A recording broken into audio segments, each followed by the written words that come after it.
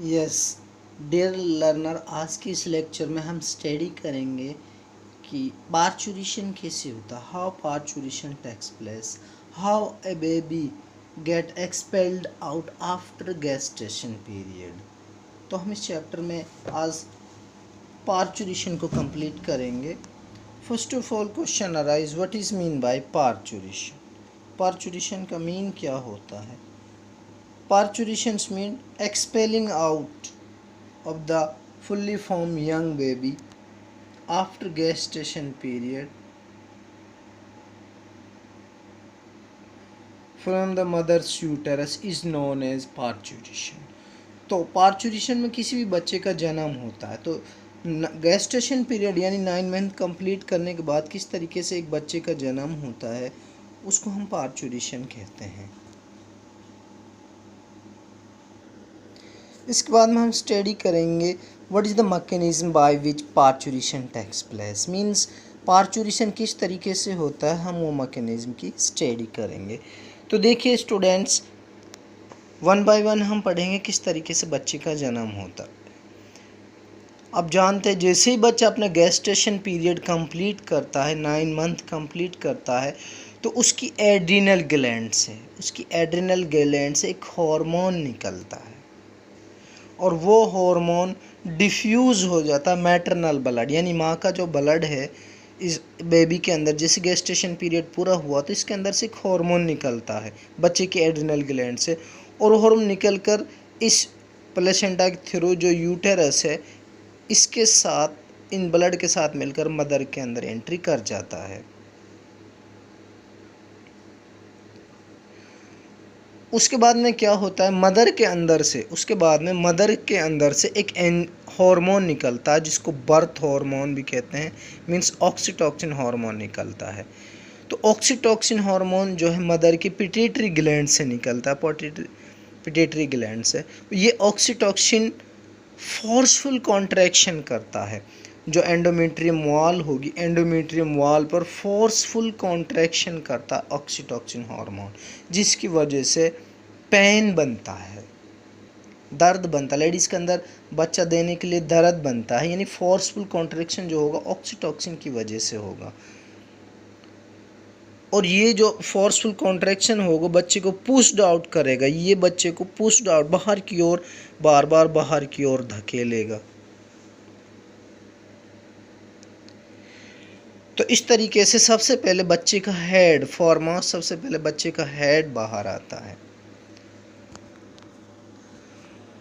Oxytocin जितनी भी muscles हैं यूटेरस की उन सब पर एक्ट करता है, फोर्सफुल एक्ट करता है, और इस तरीके से उस सारी मसल्स पर एक ऐसा फोर्स लगता है जिसकी वजह से बच्चा यूटेरस के निचले हिस्से तक, यूटेरस का जो सर्वाइक्स है उसकी तरफ बार बार कॉन्ट्रैक्ट करता है, प्रेशर क्रिएट होता है। तो बार बार प्रेशर क्रिएट होने की वजह से एमनियोटिक फ्लूइड, ये जो एमनियोटिक फ्लूइड है ये एमनियोटिक कैविटी के अंदर, ये पूरा एमनियोटिक कैविटी है, इस एमनियोटिक कैविटी के अंदर यहाँ फ्लूइड भरा हुआ है, ये फ्लूइड भरा हुआ और इसमें बच्चा तैर रहा है। तो ये एमनियोटिक कैविटी फट जाती है, बर्स्ट कर जाती है जब बार बार फोर्सफुल कॉन्ट्रैक्शन होगा, तो उसकी वजह से ये एमनियोटिक कैविटी फट जाती है। फटने के बाद में यहाँ से एमनियोटिक फ्लूइड रिलीज्ड होता है।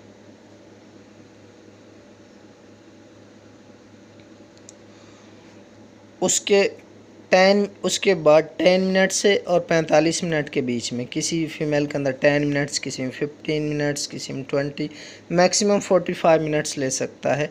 इतने मिनट के बाद में अम्बिलिकल कॉर्ड होता है जो बच्चे का, प्लेसेंटा, उसके बाद में एमनियोटिक फ्लूइड की कैविटी, पूरा इसका कंटेंट और बेबी सब मिलकर बाहर आता है। सबसे पहले हेड आता है, उसके बाद में बाकी बचा हुआ जो पार्ट है वो बाहर आ जाता है। बाहर आने पर प्लेसेंटा टूट जाता है और कुछ समय के बाद में प्लेसेंटा अपने आप श्रिंक करके बच्चे से डिटैच हो जाता है और इस तरीके से बच्चा अलग होकर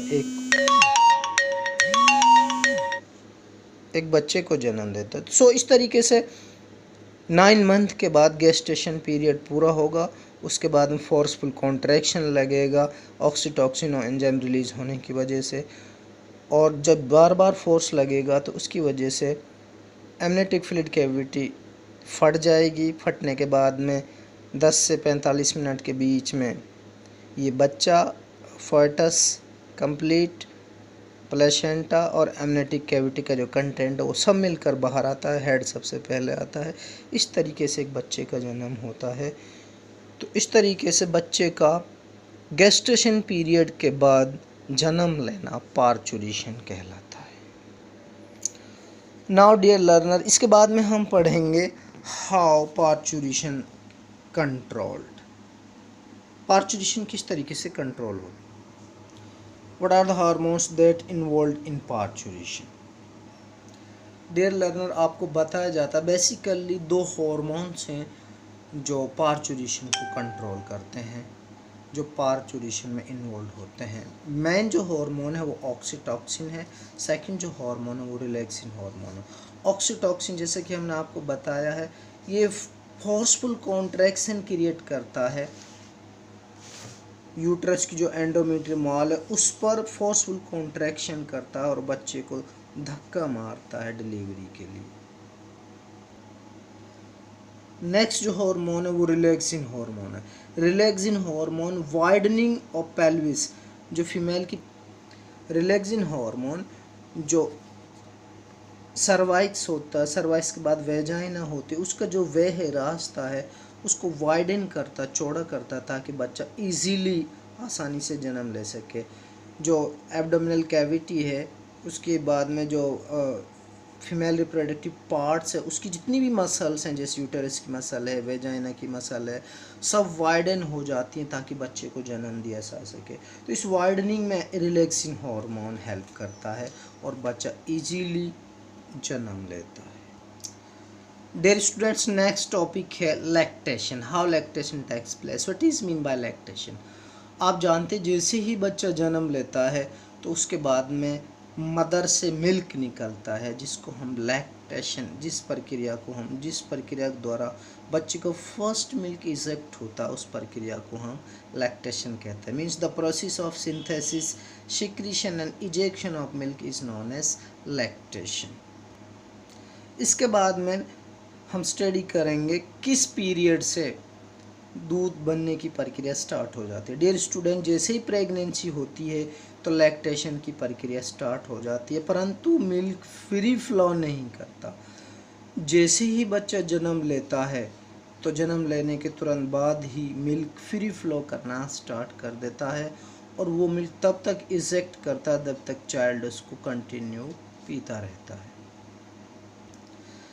डियर स्टूडेंट्स, नेक्स्ट हम स्टडी करेंगे how milk secretion takes place. What is the mechanism of ejection of milk. Dear learner, जैसा कि आप देख रहे हैं, this is the mammary gland in which milk produce and eject after taking birth of a child. आप यहाँ observe कर रहे हैं, यहाँ बहुत सारी लैक्टिफरस डक्ट्स है। अगर हम आगे चलकर देखें तो यहाँ बहुत सारी डक्ट्स हैं।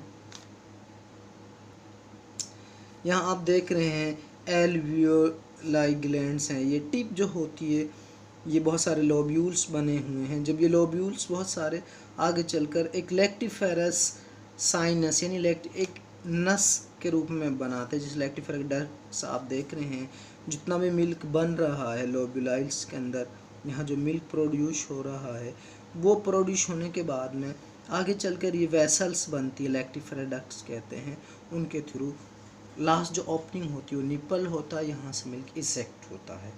डियर स्टूडेंट्स, आपको बताया जाता है जैसे ही प्रेगनेंसी होती है तो उसके साथ ही मिल्क का यहाँ सिंथेसिस होना स्टार्ट हो जाता है। डियर स्टूडेंट्स, आपको बताया जाता है मिल्क सीक्रेशन की जो प्रक्रिया उसको प्रोलैक्टिन हार्मोन प्रमोट करता है। जैसे ही प्रेगनेंसी होती है तो प्रोलैक्टिन हार्मोन ममेरी ग्लैंड्स के अंदर अपना फंक्शन स्टार्ट करता है। तो इस तरीके से ममेरी ग्लैंड के अंदर जैसे लोब्यूलाइल्स हैं, एल्वियोलर ग्लैंड्स हैं, यहाँ मिल्क का बनना स्टार्ट हो जाता है। नेक्स्ट स्टेप है मिल्क इजेक्शन।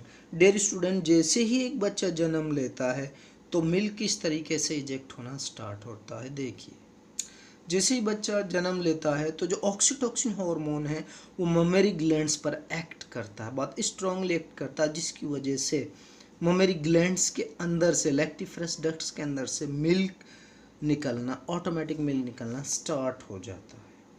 जैसे ही बच्चा शकिंग करता है तो वो मिल्क बहुत फास्टली निकलना स्टार्ट कर देता है। तो इस तरीके से ऑक्सीटोसिन हार्मोन जैसे ही बच्चा जन्म लेता है तो मिल्क सीक्रेशन को ममेरी ग्लैंड के अंदर फास्ट कर देता है, और इस तरीके से निप्पल के थ्रू बच्चा मिल्क को शक करता है, और इस तरीके से बच्चा मिल्क फीडिंग करता है। डियर स्टूडेंट्स, नेक्स्ट हमारा टॉपिक है composition of milk. What is the composition of milk? What are the content that have the first milk? तो डियर स्टूडेंट्स, आपको बताया जाता है मिल्क के अंदर क्या होता है जो नॉर्मल मिल्क होता है। वैसा आपको बता देते हैं, जो सबसे पहला मिल्क जैसे ही बच्चा जन्म लेता है तो इनिशियल कंडीशंस में जो मिल्क इजेक्ट होता है चाइल्ड के लिए, उस मिल्क को हम कोलेस्ट्रम कहेंगे। और इस कोलेस्ट्रम के अंदर बहुत सारी प्रोटीन, कैलोरीज, एंटीबॉडीज़, वो सारी एंटीबॉडी जो बच्चे को सुरक्षित रख सकती हैं, डिजीज़ से बच्चे को बचा सकती हैं, वो सारी एंटीबॉडीज़ इस कोलेस्ट्रम जो इनिशियल मिल्क होता है उसमें प्रेजेंट होती हैं। डियर स्टूडेंट्स, जैसा आप जानते हैं, आपने दैनिक जीवन में देखा होगा, जो बच्चा अपनी माँ का मिल्क नहीं पिएगा, जो फर्स्ट मिल्क यानी कोलेस्ट्रम नहीं पिएगा, वो बच्चा बीमार रहता है। अक्सर आप देखते हैं ऊपर का, अगर वो दूध पिएगा तो मोस्टली वो बीमार होता रहेगा। उस बच्चे की लाइफ कम से कम 1 ईयर तक मेडिसिन्स पर डिपेंड रहेगी। लेकिन जो बच्चा अपनी माँ का दूध पिएगा वो बच्चा बहुत ही हेल्दी रहेगा। क्यों? क्योंकि उसके अंदर कोलेस्ट्रॉम जो है, उसके अंदर वो सारी एंटीबॉडीज़ प्रेजेंट हैं जो एक बच्चे को हेल्दी रख सकती हैं। तो इसलिए इनिशियल डेज में बच्चे को कोलेस्ट्रम ही पिलाएं, उसको कोई भी पानी नहीं पिलाएं। डॉक्टर प्रिस्क्राइब करते हैं कि जो बच्चा कम से कम 6 महीने तक किसी भी बच्चे को ऊपर का भी खाने के लिए ना दे, उसको उसकी माँ का मिल्क बेटर है। अगर कोई बीमारी भी हो गई है बच्चे को, तब भी मिल्क फीडिंग कराते रहें, ताकि बच्चा अपनी माँ के अंदर से एंटीबॉडीज़ ले सके। और वो एंटीबॉडी इतनी पावरफुल होती है कि बच्चे को बहुत स्वास्थ्य बनाए रखने में बहुत ही हेल्पफुल होती हैं। इसीलिए बच्चे को इनिशियल कंडीशंस में दूध पिलाना कंपलसरी होता है। नेक्स्ट हम पढ़ेंगे मिल्क के अंदर होता क्या है। कोलेस्ट्रम के बाद जो बाद में मिल्क निकलता है उसके अंदर क्या क्या होता है। डियर स्टूडेंट, उसके अंदर वाटर होता है, मिनरल्स होता है जैसे सोडियम, पोटासियम, कैल्शियम, फास्फोरस। इसके साथ फैट ड्रॉपलेट्स होती हैं, प्रोटीन होती है, स्पेशल कैसिन और मिल्क शुगर, लैक्टोज प्रोटीन होती है। तो दूध के अंदर वो सारे न्यूट्रिएंट्स मौजूद होते हैं जो एक बच्चे को स्वस्थ रखने के लिए ज़रूरी होते हैं। तो डियर स्टूडेंट्स, आपने इस चैप्टर में ह्यूमन रिप्रोडक्शन और किस तरीके से एक ह्यूमन का बच्चा जन्म लेता है, आपने मेल क्या है, फीमेल क्या है, मेल जेनिटल पार्ट्स क्या है, फीमेल जेनिटल पार्ट्स क्या है, मेल गैमेट्स स्पर्म क्या है, फीमेल गैमेट्स ओवम क्या है, किस तरीके से फर्टिलाइजेशन होता है, फर्टिलाइजेशन के बाद जाइगोट बनता है, जाइगोट ब्लास्टोसिस्ट कंडीशन में क्लीवेज के थ्रू कैसे जाता है, फिर ब्लास्टोसिस्ट किस तरीके से अपने यूट्रस के अंदर अटैच होता है, उसके बाद 9 मंथ का गेस्टेशन पीरियड पूरा करने के बाद एक बच्चा किस तरीके से जन्म लेता है, ये आपने इस चैप्टर के अंदर फुल डिटेल में पढ़ा। तो इस तरीके से ये चैप्टर कंप्लीट होता है। Thank you.